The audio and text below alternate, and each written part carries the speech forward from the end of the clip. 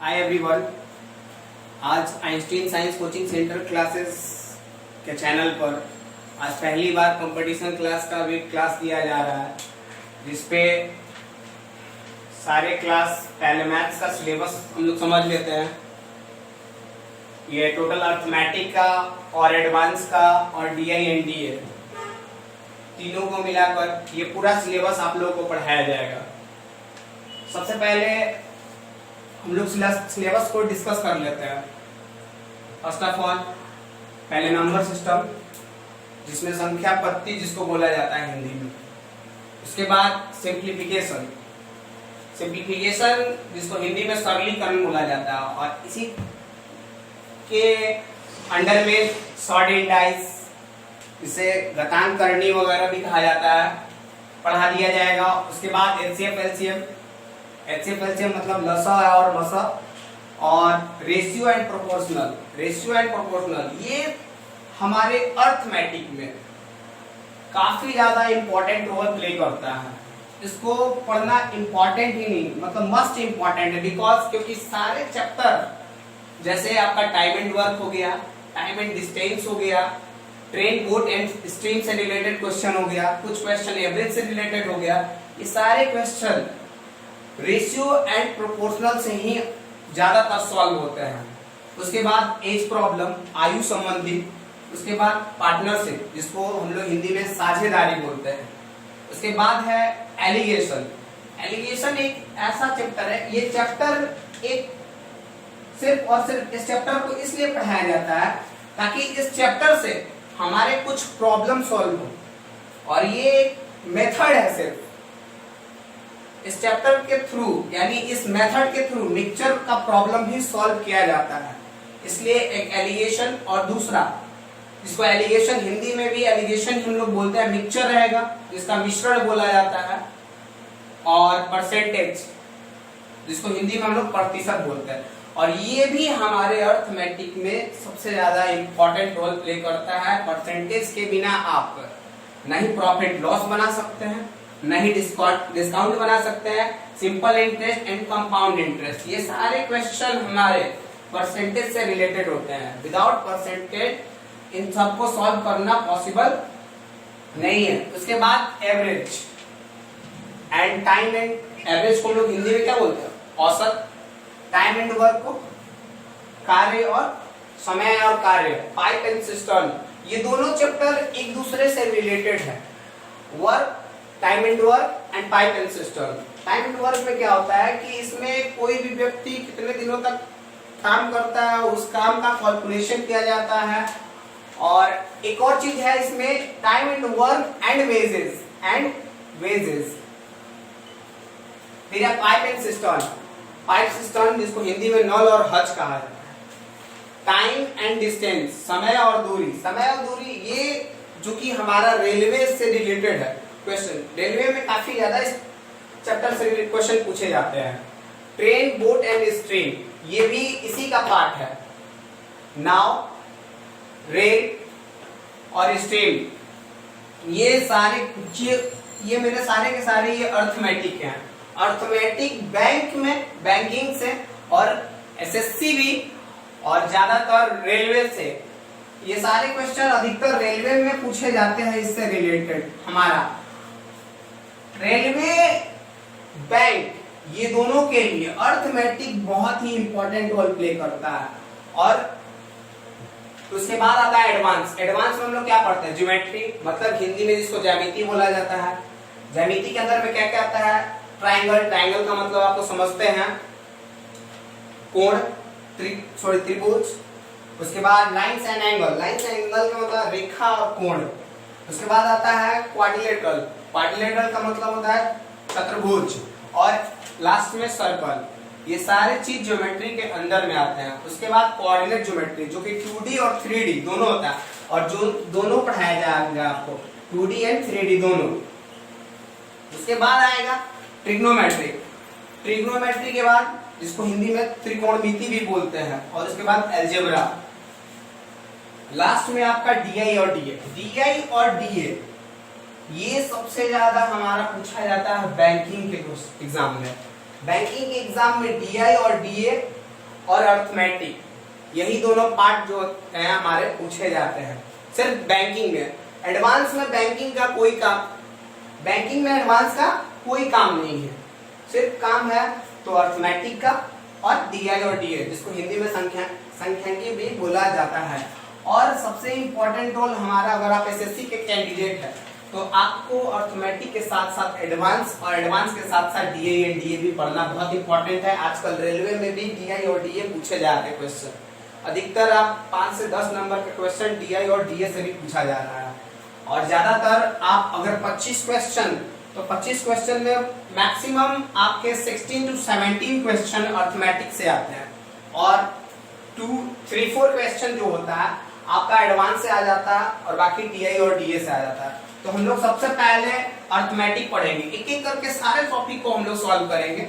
हम लोग सबसे पहले time and work and wages से क्वेश्चन अपना स्टार्ट करेंगे। सबसे पहले हम लोग मतलब समय, कार्य और मजदूरी, इन्हीं से अपना सिलेबस का स्टार्ट करेंगे। तो चलिए हम लोग देखते हैं। सबसे पहले time and work. Time and work इसलिए हम पढ़ा रहे हैं ना, क्योंकि ये हमें आप लोग को सबसे इजी पार्ट लगेगा पढ़ने में।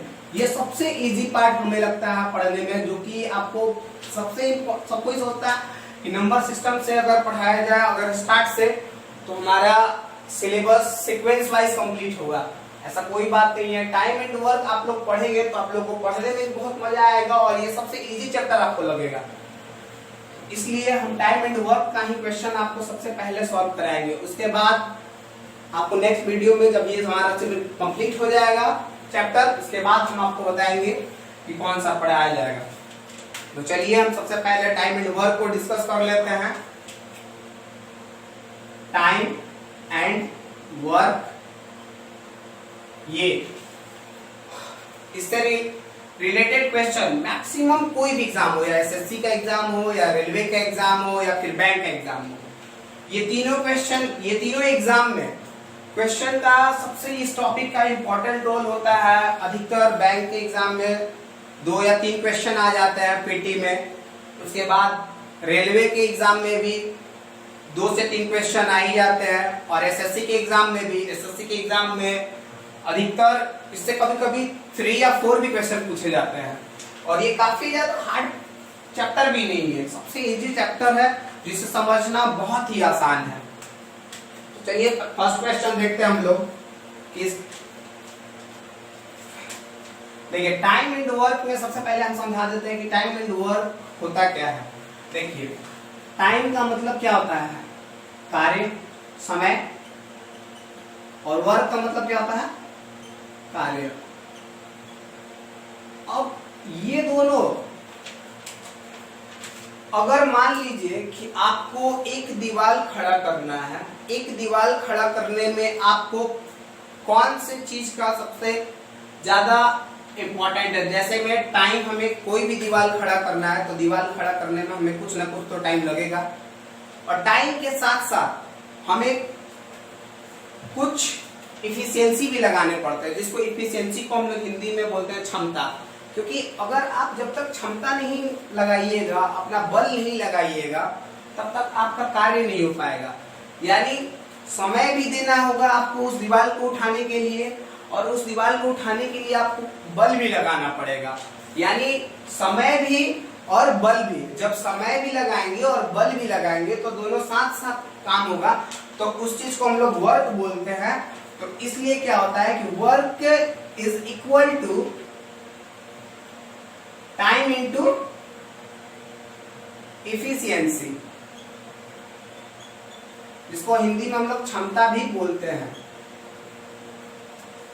क्योंकि देखिए अगर मेरे पास मान लीजिए कि एक दीवार उठाना है, उस दीवार को उठाने के लिए हमारे पास 10 दिन है।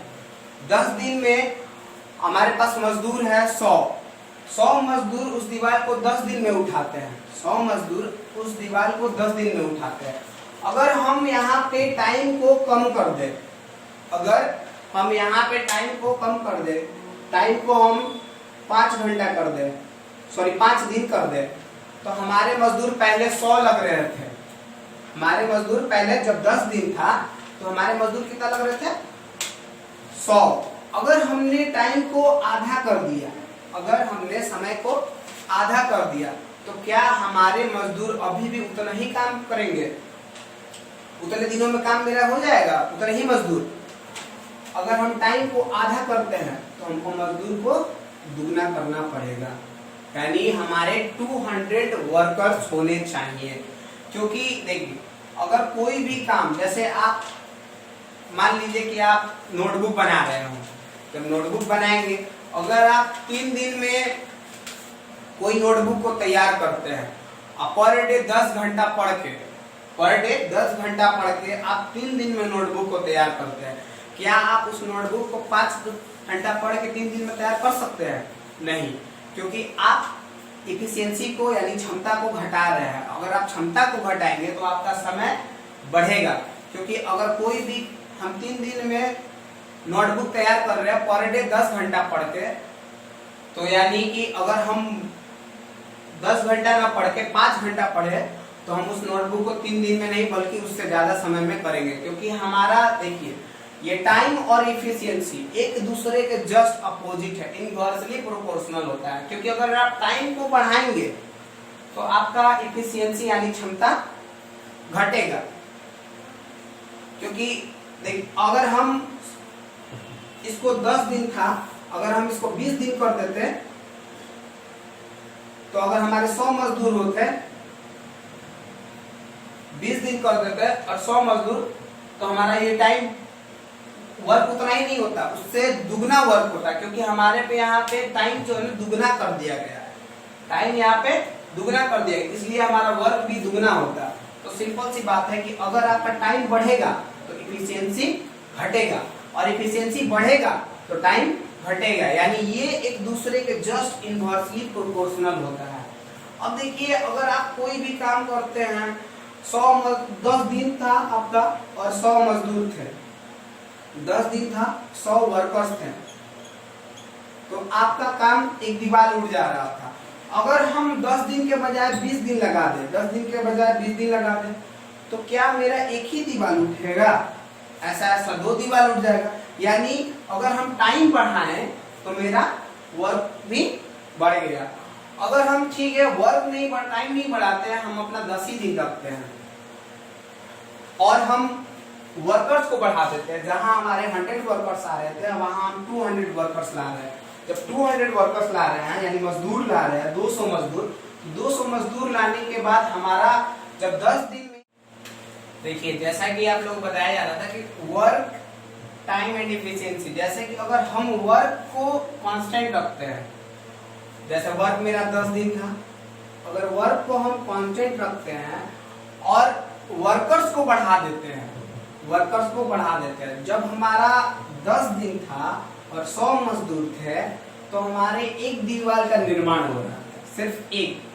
और जैसे ही हमने टाइम को कांस्टेंट रखा, कांस्टेंट का मतलब 10 दिन का 10 दिन रखा, और हमने इफिशियंसी यानी वर्कर्स यानी क्षमता को बढ़ाकर 200 कर दिया, तो क्या जो 10 दिन काम करके 100 मजदूर एक दीवार को उठा रहे थे, तो 10 दिन में 200 मजदूर कितने दीवार को बनाएंगे?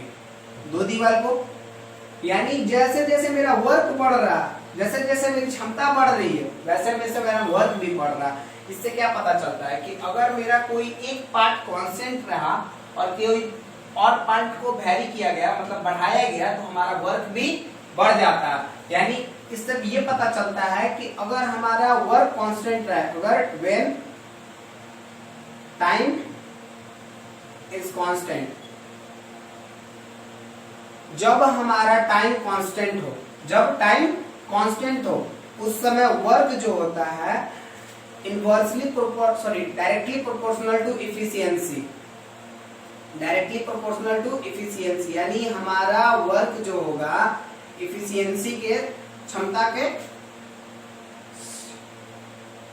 यानी जो वर्क होगा मेरा वो इफिशियंसी के डायरेक्टली प्रोपोर्शनल हो। क्योंकि जैसे जैसे अगर हमारा टाइम कांस्टेंट रहता हो, अगर क्षमता को बढ़ा रहे हैं तो हमारा कार्य भी बढ़ रहा है।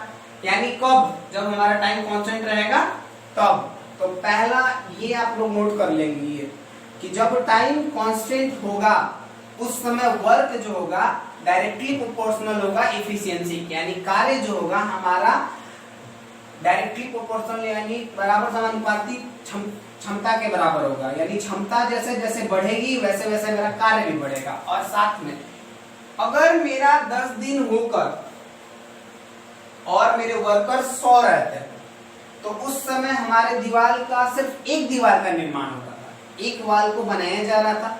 अगर हम वर्कर्स को उतना ही रखें, मेरे वर्कर्स सेम रहेंगे यानी 100 मजदूर को ही रखा जाए और इसमें टाइम को घटा दिया जाए, टाइम को 10 दिन के बजाय 5 दिन कर दिया जाए, तो क्या उस समय हमारे एक दीवार का निर्माण हो पाएगा? अगर उस समय मेरा 10 दिन थे और 100 मजदूर एक दीवार का निर्माण कर रहे, तो क्या 5 दिन में 100 मजदूर उतना ही दीवार का निर्माण कर पाएंगे? ये पॉसिबल नहीं है, क्योंकि हमारा क्षमता तो वही है, लेकिन यहाँ पे हमारा टाइम को घटा दिया गया, यानी टाइम को डिक्रीज कर दिया गया, जिसकी वजह से हमारा वर्क भी डिक्रीज हो गया। अगर हम 100 मजदूर ही है हमारे और हमारा पहले 10 था तो हम 20 कर दिए, तो जब 100 मजदूर थे और 10 दिन था तो एक दीवार का निर्माण हो रहा था, और अभी भी 100 मजदूर है और दिन को बढ़ाकर 20 दिन कर दिया गया, तो अब हमारे 2 दीवार का निर्माण हो रहा है। इसका मतलब है कि अगर इफिशियंसी को कांस्टेंट रखा जा रहा है, अगर इफिशियंसी यानी क्षमता को कांस्टेंट रखा जा रहा है, तो जैसे जैसे टाइम बढ़ रहा है वैसे वैसे मेरा वर्क भी बढ़ रहा है। तो यहाँ पे दूसरा क्या होगा कि व्हेन इफिशियंसी इज कांस्टेंट,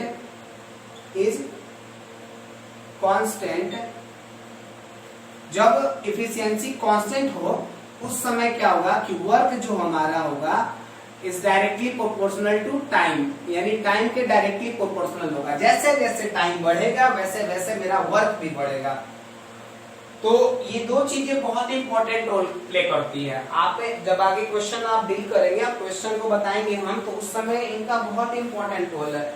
आप इन चीजों को नोट कर लेंगे, क्योंकि ये हमारा मैथ्स में पूरे टाइम एंड वर्क में, पूरे पाइथन सिस्टम में ये दोनों चीजें हमें बहुत हेल्प करेंगी। और तीसरा चीज है, एक जब हम टाइम को भी कांस्टेंट रखें और एफिशिएंसी को भी कांस्टेंट रखें, तो उस समय वर्क भी मेरा जो जैसे 10 दिन था और 100 मजदूर थे तो हमारे एक दीवार का निर्माण हो रहा था। 100 मजदूर थे और 10 दिन था तो सिर्फ एक दीवार का निर्माण हो रहा था। और यहाँ पे अगर हम जैसे 10 दिनों का मजदूर के बदले हम 10 दिन के बदले 20 दिन किए, तो हमारा दीवार में यानी जब हम एफिशिएंसी कांस्टेंट रखें तो टाइम और वर्क इनवर्सली डायरेक्टली प्रोपोर्शनल हुआ। जब हम टाइम को कांस्टेंट रखें तो मेरा वर्क और एफिशिएंसी क्या हुआ, डायरेक्टली प्रोपोर्शनल हुआ। यानी जब टाइम बढ़े, टाइम कांस्टेंट रहेगा तो वर्क जैसे जैसे क्षमता बढ़ेगी वैसे वैसे कार्य बढ़ेगा। जब एफिशिएंसी यानी क्षमता कांस्टेंट रहेगा तो जैसे जैसे समय बढ़ेगा वैसे वैसे कार्य भी बढ़ेगा। यानी इतना इससे कहा जा सकता है कि ये दोनों जो होते हैं एक दूसरे के प्रोपोर्शनल होते हैं कब, जब ये कांस्टेंट रहेगा तब। और एक और बात, दूसरी बात ये कह सकते हैं कि ये दोनों एक दूसरे के प्रोपोर्शनल होंगे कब, जब ये कांस्टेंट रहेगा, टाइम कांस्टेंट रहेगा तब। तो चलिए आगे क्वेश्चन को डील किया जाए। सबसे पहले फर्स्ट क्वेश्चन को लिखते हैं और इस क्वेश्चन से हम लोग स्टार्ट करते हैं अपना पढ़ाना, तो ध्यान देंगे आप लोग। और सबसे पहले फर्स्ट क्वेश्चन, आप लोग कोई भी क्वेश्चन को नोट नहीं करेंगे। सबसे पहले आप लोग फर्स्ट क्वेश्चन को देखिए और उसके बाद पहले इसको समझिए। समझने के बाद आप इस क्वेश्चन को नोट करेंगे। जब आपका वीडियो कंप्लीटली क्लोज हो जाए पूरी तरह से, जब हमारा टाइम खत्म हो जाए, उसके बाद आप इस वीडियो को फिर से बैक करके आप नोट कर सकते हैं। सबसे पहले आप क्वेश्चन पे ध्यान देंगे। पहला क्वेश्चन क्या कहता है कि ए किसी कार्य को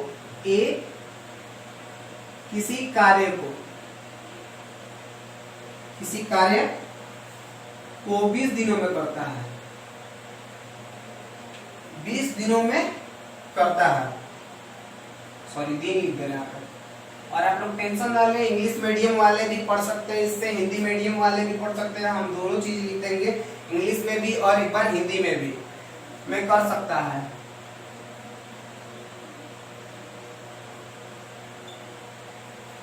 और बी उसी कार्य को बी उसी कार्य को बी उसी कार्य को 30 दिनों में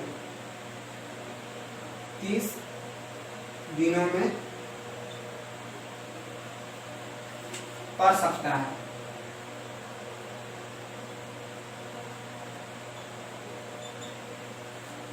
वे एक साथ काम शुरू करें, वे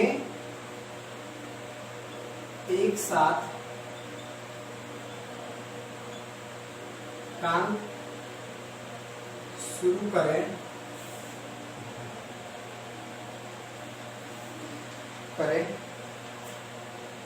तो कार्य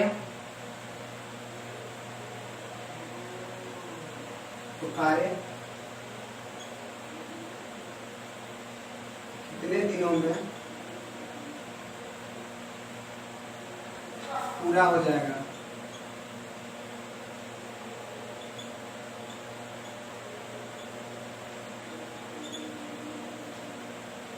देखिए ये हिंदी में लिखा हुआ है, इंग्लिश में हम आपको पीडीएफ प्रोवाइड कर देंगे, हिंदी और इंग्लिश दोनों का। इसके नीचे हम डिस्क्रिप्शन में एक पीडीएफ डाल देंगे जिसे आप लोग डाउनलोड कर लीजिएगा। टाइम एंड वर्क का पूरा आप लोगों को दे दिया जाएगा पीडीएफ। आप उससे डाउनलोड करके खुद से घर पे भी प्रैक्टिस कर सकते हैं। कब, जब मेरा सिलेबस खत्म हो जाए, पहले सॉरी मेरा टाइम एंड वर्क का टॉपिक पूरा कंप्लीट हो जाए उसके बाद। तो पहले देखिए क्या कहता है कि एक किसी कार्य को 20 दिनों में कर सकता है। और इस तरह के क्वेश्चन जब साथ साथ वाले, जैसे एक किसी सेम टाइम पे दोनों काम को, जैसे एक किसी कार्य को 20 दिनों में कर सकता है और उसी काम को, अगर इस तरह का क्वेश्चन रहता है, अधिकतर इस तरह के क्वेश्चन भी पूछे जाते हैं एग्जाम में। लगभग सारे एग्जामों में ऐसे क्वेश्चन पूछे जाते हैं और इसी क्वेश्चन की जो क्वांटिटी होती है काफी ज्यादा होती है किसी भी एग्जाम में, या वो फिर रेलवे का हो, एसएससी का हो या फिर बैंक का हो। इन सारे एग्जाम में इनसे काफी ज्यादा क्वांटिटी में क्वेश्चन आते हैं। अगर इनसे क्वेश्चन, इस चैप्टर से क्वेश्चन आता है तो अप्रोक्स कम से कम 2 से 3 क्वेश्चन फिक्स है कि इस चैप्टर से आएंगे और इस टॉपिक से, मतलब इस कॉन्सेप्ट से अप्रोक्स एक आना ही आना है। तो एक किसी कार्य को 20 दिनों में कर सकता है और बी उसी कार्य को 30 दिनों में कर सकता है। सेम कार्य है जिसे ए भी कर रहा है और बी भी कर रहा है, यानी ए उसी कार्य को, कोई काम है जिसे 20 दिनों में ए कर रहा है, फिर बी उसी कार्य को 30 दिनों में कर सकता है। अगर वो दोनों एक साथ मिल जाए, तो उस कार्य को कितने दिनों में समाप्त किया जा सकता है। तो सबसे पहले क्या करेंगे कि एक लिख लेंगे कि ए किसी कार्य को 20 दिनों में समाप्त करेगा। ए किसी कार्य को कितने दिनों में समाप्त करेगा? देखिए दिनों को डी से दर्शाया जा रहा है क्योंकि डी का मतलब होता है डेज। डी से मतलब डेज, इसलिए हम शॉर्ट फॉर्म में डी लिख दे रहे हैं। आप लोगों को पहले मर्तबा हम लिख दे रहे हैं डेज, बात और आगे के वीडियो में हम डी ही लिखा करेंगे। तो आप लोग समझ जाइएगा कि इस डी का मतलब है क्या। ठीक, बोल रहा है कि बी उसी कार्य को 30 दिनों में समाप्त करता है। बी उसी कार्य को 30 दिनों में समाप्त करता है, यानी डेज, यानी दिन।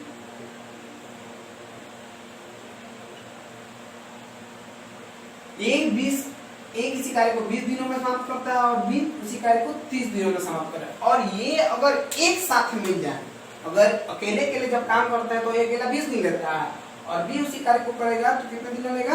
30 दिन लेगा। अगर जब ए और बी दोनों साथ में मिल जाए, ए और बी दोनों जब साथ में मिल जाए तो कौन कितने दिनों में कार्य को समाप्त करेगा? देखिए क्या करेंगे हम। सबसे पहले ये 20 दिन और ये 30 दिन ऐसा कुछ करेंगे कि इसका भी और इसका भी एक फैक्टर बन जाए, ये दोनों किसी एक नंबर का फैक्टर बन जाए। ऐसे कोई भी आप अपने मन से कोई कार्य ले लेंगे, कोई भी कार्य ले सकते हैं, लेकिन आप वो कार्य लेंगे तो आपका थोड़ा सा कैलकुलेटिव होगा और वो जल्दी बन नहीं पाएगा। और कंपटीशन है ये कि आप किसी भी क्वेश्चन को कितना जल्दी सॉल्व करते हैं, किस मेथड से सॉल्व करते हैं या ट्रिक से सॉल्व करते हैं, कैसे सॉल्व करते हैं, ये मायने नहीं रखता है। सबसे इंपॉर्टेंट मायने है कि आप उस क्वेश्चन को कितना जल्दी सॉल्व करते हैं और साथ साथ उस क्वेश्चन को सॉल्व करने के साथ साथ आपको क्वेश्चन भी सॉल्व करेक्ट होना चाहिए।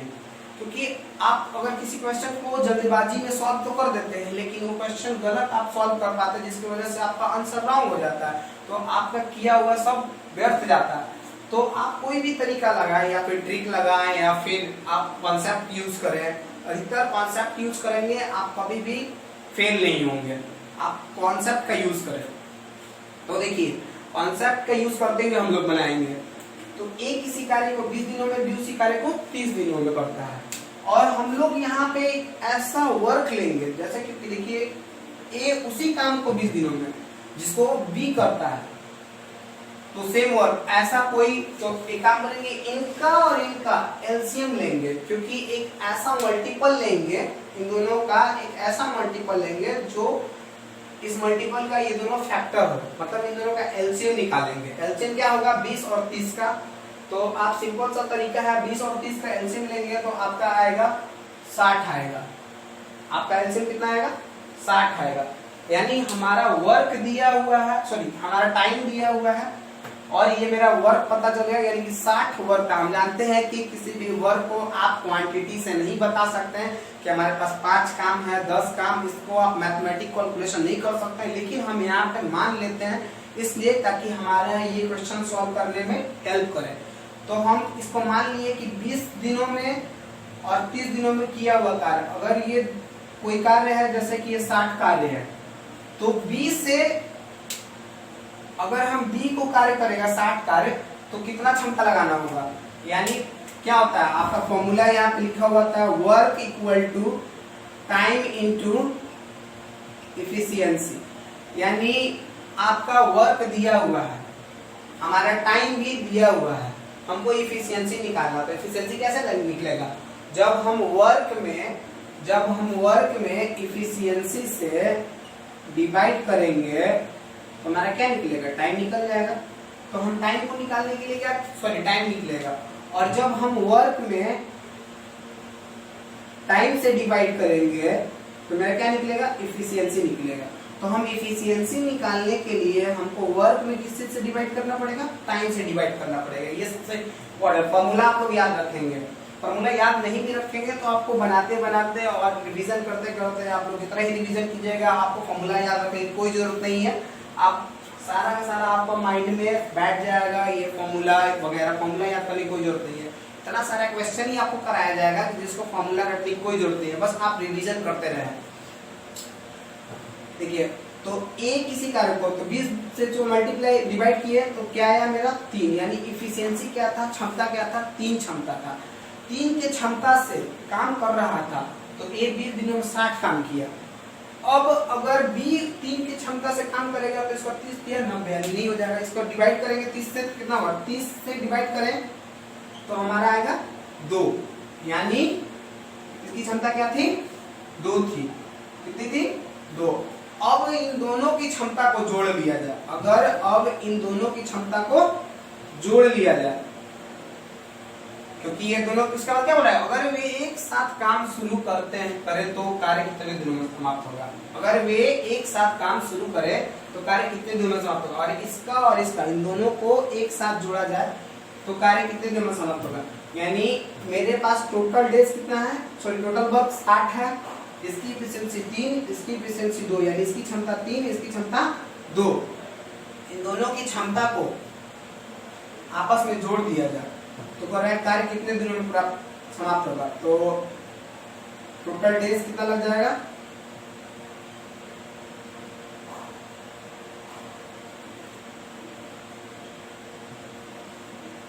साठ मेरा वर्क था और 3 और 2 एफिशिएंसी थे, तो 3 और 2 3 + 2 यानी 60/5, यानी 12 दिनों में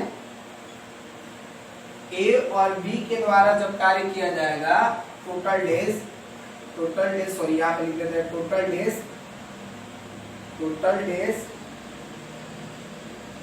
ए प्लस बी, ए और बी के द्वारा किया हुआ कार्य 12 दिनों में आपका समाप्त हो जाएगा। ये सबसे इजी क्वेश्चन, आप लोगों को अगर अभी भी कोई प्रॉब्लम हो रही हो तो एक बार हम फिर से इस क्वेश्चन को बता देते हैं।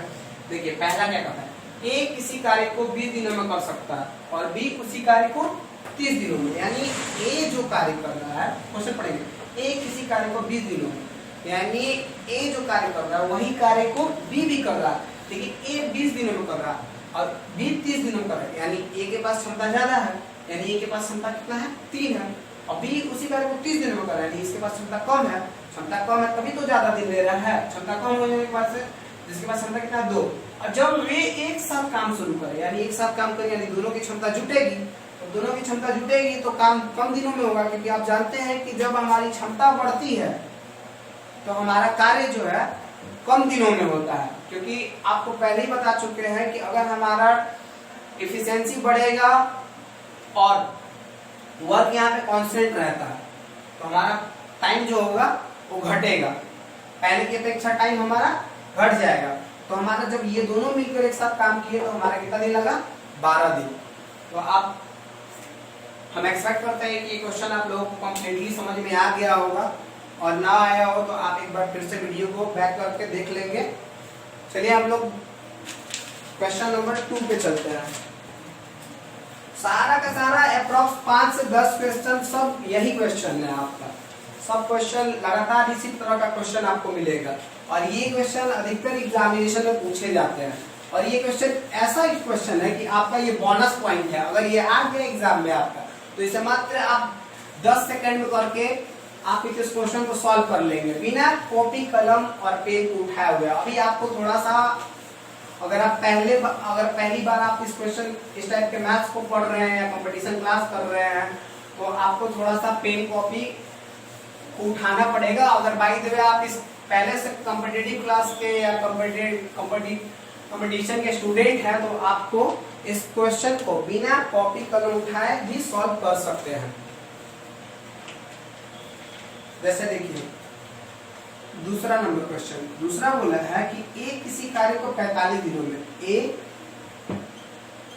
हिंदी वाले क्वेश्चन को नोट कर लेंगे, ए किसी कार्य को 45 दिनों में 45 दिनों में कर सकता है।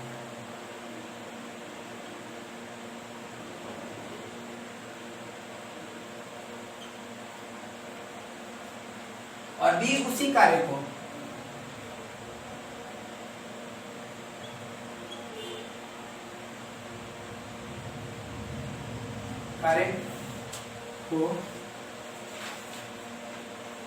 इधर नहीं 60 दिनों में, इधर नहीं आ रहा है, इधर नहीं आ रहा है, अब आ रहा है, और बी उसी कार्य को, और बी उसी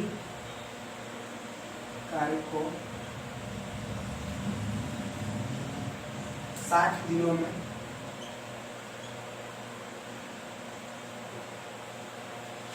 में कर सकता है। वे एक साथ, फिर से देखिए एकदम सेम वही क्वेश्चन है, थोड़ा सा भी इस क्वेश्चन में कोई डिफरेंस नहीं है, जो पहला क्वेश्चन था एकदम सेम वही क्वेश्चन है। अगर वे एक साथ काम शुरू करें, अगर वे एक साथ काम शुरू करते हैं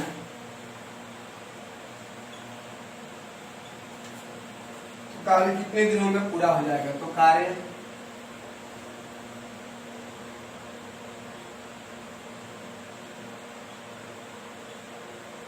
कितने दिनों में पूरा हो जाएगा?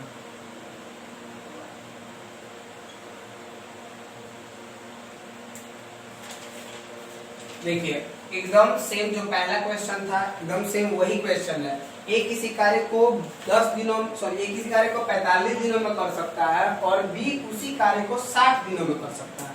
तो जो पहले में बताया गया था फर्स्ट क्वेश्चन में कि जो ए किसी कार्य को 45 दिनों में कर सकता है, सेम उसी काम को एकदम सेम क्वेश्चन वही है। अगर आप लोग इस क्वेश्चन को सॉल्व करना चाहते हैं तो कर सकते हैं, और जिनको नहीं समझ में आ रहा हो तो इस क्वेश्चन को फिर से ध्यान से देखें, क्योंकि वो क्वेश्चन और इस क्वेश्चन दोनों क्वेश्चन में थोड़ा सा भी डिफरेंसेस नहीं है। जो भी डिफरेंसेस है सिर्फ न्यूमेरिकल का, मतलब सिर्फ अंकीय मान का डिफरेंस है, अंतर है। जैसे ए किसी कार्य को 45 दिनों में और बी उसी कार्य को 60 दिनों में, मतलब जो काम ए कर रहा है वही काम बी भी कर रहा है, और ए काम 45 दिन में कर रहा है और उसी काम को बी कितने दिन में कर रहा है, 60 दिनों में कर रहा है।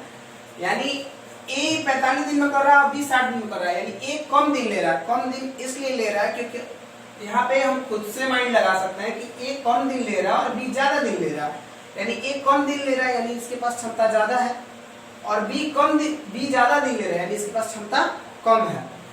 और बी जब एक साथ काम करेंगे, जाहिर सी बात है कि अगर ए भी काम करता है और बी भी काम करता है, अलग अलग काम करते हैं तो अलग अलग दिन लेते हैं। जब ये एक साथ मिलकर काम करेंगे तो अपने किए हुए काम से, एक बात हमेशा मन में डाल के रखिएगा, जब कोई भी काम अगर अकेला अकेला किया जाता है तो उनका खुद का अपना अपना वर्क डेज होता है, और जब ये दोनों एक साथ मिल जाएंगे तो अपने किए हुए दिनों में जितना भी लिए, जैसे 45 दिन और 60 दिन, इनसे कभी भी इनका आएगा तो कम आएगा दिन, क्योंकि ये दोनों एक साथ मिल जा रहा है। और किसी भी क्षमता को जब दुगना कर दिया जाए, आपके पास अगर क्षमता दुगना आ जाएगा, अगर आप कोई काम को पहले आप क्षमता की वजह से आप कोई काम एक दिन में कर पाते थे, पूरा दिन लग जाता था, जैसे जैसे आप में क्षमता अगर बढ़ जाएगी तो उस कार्य को आप कम समय में करना शुरू कर देंगे। तो उसी प्रकार ए जब अकेले काम कर रहा था तो 45 दिन ले रहा था, और बी जब काम कर रहा था तो 60 दिन ले रहा था।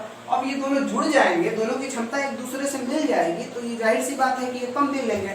तो सबसे पहले देखते हैं क्या करेंगे कि ए 45 दिन लेता है और बी कितना लेता है, 60 दिन लेता है। अब ए 45 दिन और बी 60 दिन, तो हम क्या बोले थे, सबसे पहले क्या करेंगे, इनका और इनका एलसीएम निकालेंगे। इनका और इनका एलसीएम निकालेंगे तो कितना हो जाएगा हमारा, देखिए अब एलसीएम निकालने का तरीका क्या है। अब उस वक्त तो छोटा था 20 और 30, जिसकी वजह से हम लोग एलसीएम निकाल ले रहा था। अब यहाँ पे थोड़ा सा बड़ा नंबर आ गया जिसकी वजह से हम एलसीएम निकालने में थोड़ी प्रॉब्लम होती है। इसमें क्या करेंगे हम लोग, पहले सबसे 60 करेंगे, 60 का मल्टीप्लाई पढ़ेंगे, ऐसा मल्टीप्लाई जिससे हमारा ये भी क्या, इससे भी डिविजिबल हो जाए। तो 60 के टेबल में हमारा एक 180 आता है, 60 के टेबल में 180 आता है, जिसको हम जो मेरा इससे भी डिविजिबल हो जाए, इससे भी कट जाए और इससे भी कट जाए। जैसे 45 को आप 4 बार में 45 करेंगे तो ये 4 बार में कट जाएगा आपका, और 60 से करेंगे तो आपका ये 3 बार में कट सकता है। देखिए 6 3 जा 18, यानी 63 जा 180, यानी मेरा टोटल वर्क 180 है। हमने मान लिया कि मेरा टोटल वर्क कितना है, 180। आप 180 की जगह कुछ भी ले सकते हैं, अपने मन से जो मन आए सो ले सकते हैं, लेकिन उस वैसा अगर आप करेंगे तो थोड़ा सा आपका जो क्वेश्चन हो जाएगा वो काफी ज्यादा कैलकुलेटिव हो जाएगा और काफी टाइम टेकन हो जाएगा, आपका टाइम काफी ज्यादा लेगा। तो एक इसी कार्य को 45 दिनों में, तो एक की एफिशिएंसी कितनी है, क्योंकि कम दिन ले रहा है, इसकी एफिशिएंसी जाहिर सी बात है कि ज्यादा होगी, और ये ज्यादा दिन ले रहा है तो इसकी एफिशिएंसी क्या होगी, कम होगी। अब ये दोनों एक साथ मिल जाए तो total time taken by A plus B, तो 180 दिन था टोटल कार्य, टोटल वर्क कितना था 180 था। तो 180 को दोनों को कार्य को जोड़, सॉरी दोनों के एफिशिएंसी को जोड़ लिया, क्योंकि दोनों एक साथ मिलकर कार्य करेंगे, तो दोनों के एफिशिएंसी को जोड़ लिए 4 + 3, तो मेरा आया 180/7। अब 7 से कर देंगे तो 7 दूना का 14, 4 0 7 5 35, यानी 5/7 डेज। ये मेरा हुआ, यानी 25 दिन 5/7 डेज, इतना मेरा वर्क होगा। तो आज के लिए इतना ही काफी है, और आगे कल से आप लोगों को इसके आगे क्वेश्चन बताया जाएगा। Okay, thank you.